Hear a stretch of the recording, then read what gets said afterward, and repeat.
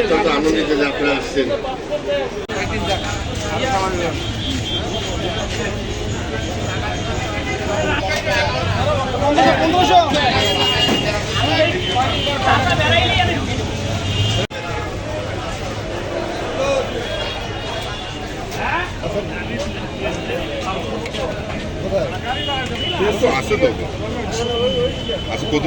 আসলে পাম্পে আসছি সকাল 8:30টায়।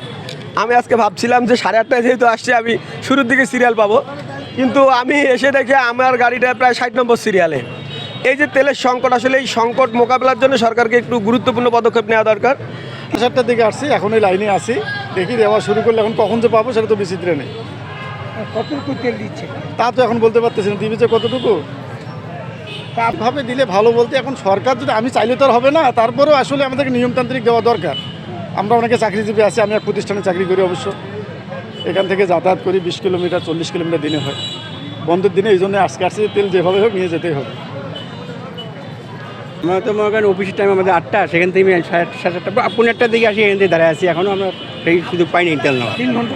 হ্যাঁ জি বলেন। তাই এখন আমরা এটার কাছে সরকারের কাছে একটা আর্জি আমাদের, সেটা হচ্ছে তেল যাতে আমরা সবাই কম বেশি পাই, সেইভাবে একটা ইয়ে করতে হবে। হ্যাঁ, সিস্টেম করতে হবে। সিস্টেমটা শুধু ওই যে অনেক জায়গায় শুনলাম নাকি কার্ডধারী বা আবার অথবা যাদের লাইসেন্স সব কিছু আছে, কাগজপত্র ওকে, তাদের জন্য একটা ভালো হয়। আর যাদের নাই তারা এটা ইয়ে করতে পারে।